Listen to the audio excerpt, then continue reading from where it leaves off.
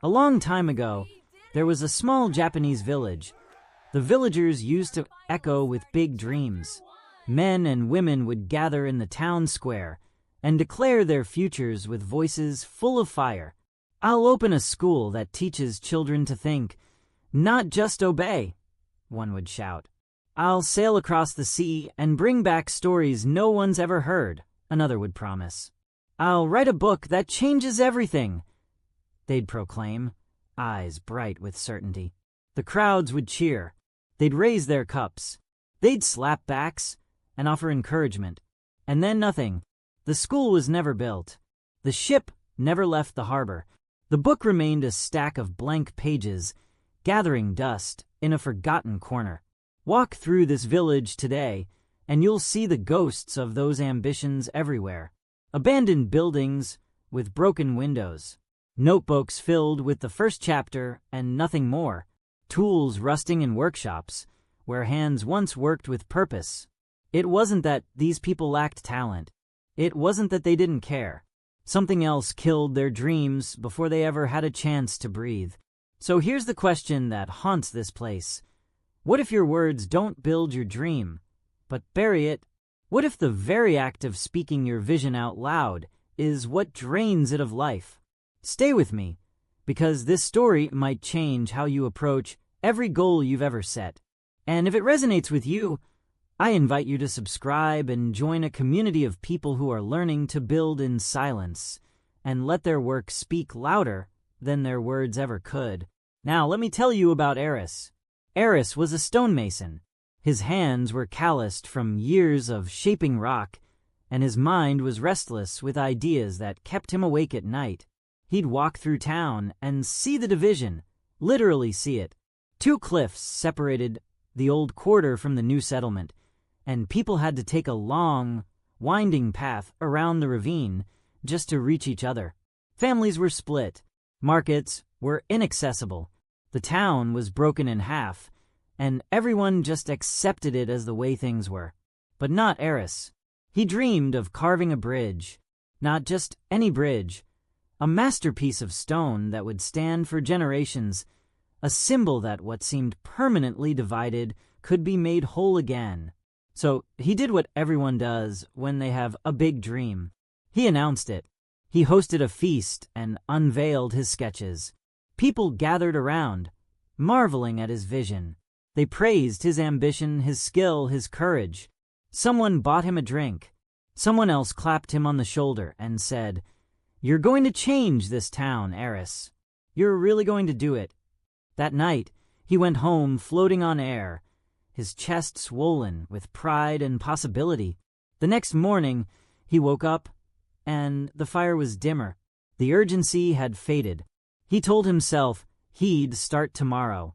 Tomorrow became next week. Next week became next month. Within a year, the sketches were buried under other papers, and the first stones he'd carved sat abandoned behind his workshop, slowly being overtaken by weeds. This happened 3 times over the course of 10 years. 3 grand announcements. 3 waves of applause. 3 abandoned beginnings. Each time, Aris felt that same intoxicating rush when he shared his plan, like he'd already accomplished something just by speaking it into existence. And each time, that rush became a substitute for the real work. His brain got its reward without his hands ever finishing what they started. Aris grew bitter. He'd stand in his workshop late at night, staring at those half-carved stones, and ask the darkness, "I have the skill. I have the vision. So why does nothing last?" One evening, defeated and ashamed, he found himself sitting by an old well on the outskirts of town. The stone was cool against his back. The stars were just beginning to emerge. He wasn't praying exactly, but he was close to it, just silently begging the universe to tell him what was wrong with him. That's when Mara appeared. She was an elder woman who kept to herself, someone most people barely noticed. She carried a wooden bucket and moved with the quiet certainty of someone who'd long ago stopped needing approval for anything. She didn't offer sympathy. She didn't tell him it would be okay. Instead, She asked him a question that made no sense at first.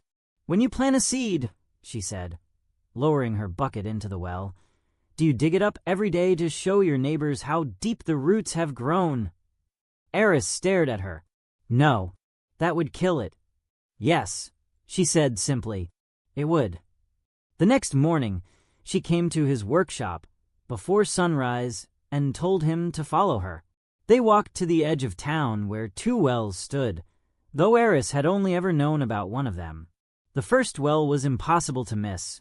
It sat in a small clearing, surrounded by decorative stones and wooden benches. People visited it constantly, tossing coins and making wishes aloud, their voices carrying across the morning air. But when Mara drew water from it, the bucket came up barely half full. The water was murky, disturbed, shallow. The second well was hidden behind a curtain of ivy. No signs pointed to it. No path had been worn to its edge. Mara had to pull back thick vines just to reveal the opening. When she lowered the bucket here, it dropped for what seemed like forever before hitting water. When she pulled it back up, the water was so clear Aris could see straight to the bottom of the bucket. It was cold and pure and seemingly endless. "I built this well," Mara said, setting the bucket down. "Dug it myself over 2 years. Never told a soul until it was finished." She let that sit for a moment before continuing. "Dreams are like wells, Aris. The moment you invite noise, the moment you let people peer into them, celebrate them, make wishes over them, you disturb the depth. What you need grows in silence, in darkness, in the place where no one is watching." She looked at him with eyes that had seen 100 dreams announced and abandoned. "You keep building bridges in people's minds. Try building one in stone instead." Something shifted in Aris that day. Not a dramatic lightning strike revelation, but a quiet understanding that settled into his bones like cold water from a deep well. He stopped talking. He stopped sketching in taverns. He stopped hosting feasts to share his progress. When people asked what he was working on, he'd smile and say, "Just practicing." And then he'd return to the work. He carved before sunrise when the town was still sleeping. He measured by moonlight. He rebuilt collapsed arches without anyone to witness his failures or encourage him through them. His hands blistered and bled. Rain soaked through his clothes. Some days, he made progress. Some days he destroyed what he'd built the day before because it wasn't right. But here's what changed. His motivation was no longer tied to applause. It was tied to integrity, to the quiet satisfaction of knowing he'd done the work, whether anyone ever saw it or not. For the first time in his life, his hands moved not for approval, but for truth. Months passed, then a year, then longer. One morning, the town woke to find a stone bridge spanning the cliffs. Strong, elegant, complete. It simply existed. No ribbon-cutting ceremony, no speech, just presence. People crossed it in wonder. Children ran across, laughing. Elders stood at the center and wept, finally able to visit family they'd been separated from for decades. Someone found Aris in his workshop and asked the question everyone was thinking, "Why didn't you tell us you were building this?" Aris looked up from the new stone he was already shaping and said simply, "If I had told you, I would have built it in your minds, not in stone. Here's what I want you to understand. Your dream doesn't need witnesses. It needs your undivided attention. Every time you announce a goal too soon, you're making a trade, future fulfillment for present approval. Your brain gets a hit of satisfaction as if the work is already done, and suddenly the real work becomes harder. The applause becomes a substitute for achievement. True creation thrives in silence. In the space where there's no performance, no audience, no need to explain yourself. Just you and the work. Guard your dreams like secrets.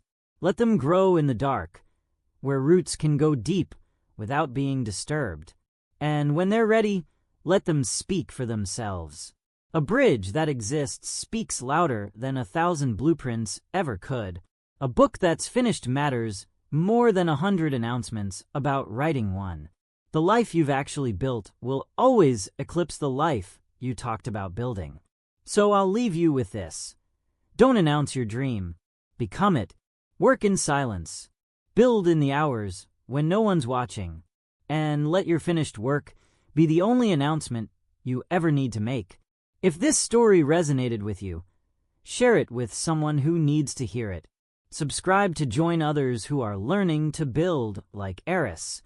Quietly, relentlessly, truthfully. Because the world doesn't need more talkers. It needs more builders. And I believe you're one of them.